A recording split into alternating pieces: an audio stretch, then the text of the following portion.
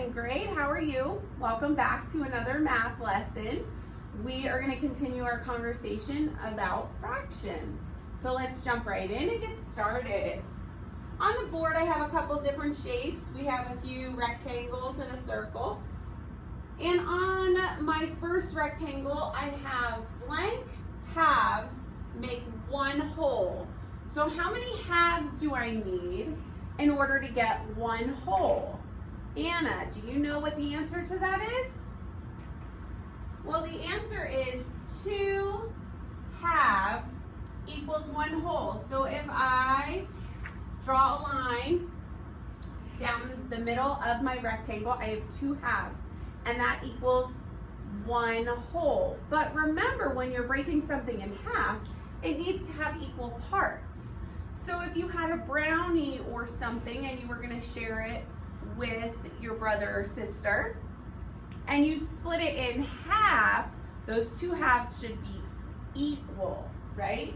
So this is 1 half, and this is 1 half.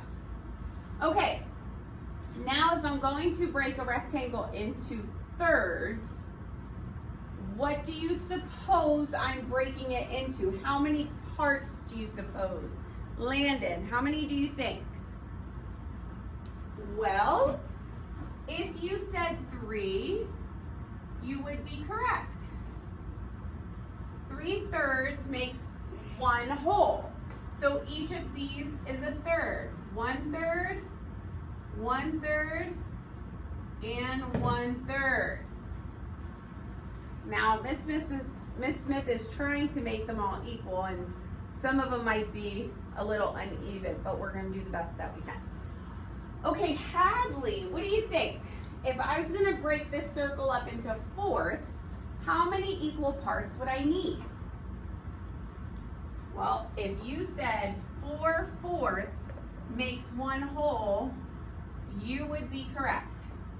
So this is 1/4, 1/4, 1/4, and 1/4. So if you notice, as I broke these apart, this bottom number represents how many parts there are. So in 1 half, we have 2 parts, 1, 2.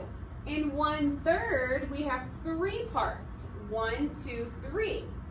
And here we have 4 parts, 1, 2, 3, 4.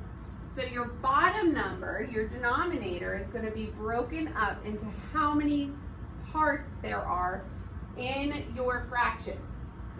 Okay, so we're going to review. We talked about this a little bit last week.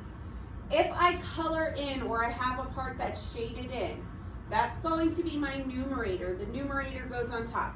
So if I have one part shaded in, the number that goes on top, Joel, would be 1. And how many parts are there? 1, 2, 3, 4. That's the number that goes on the bottom. So this picture equals 1/4. Okay, here we go. We have another fraction. Zane, how many parts do I have colored in? I have 1 part colored in. And Isaac, how many parts are there altogether? 1, 2. There are 2 parts altogether. So boys and girls, this is mostly a review. I know that we've talked about it before. We talked about it a little bit last week. Some of it's going to get a little bit more complicated, but for the most part, if you know this, you will be able to do just fine on your math worksheet today. I do want to review clocks because we're going to do some clocks on your worksheet as well. So if we're looking at this clock, which hand tells me the hour? Corbin, which hand tells me the hour? So the hour is your short hand.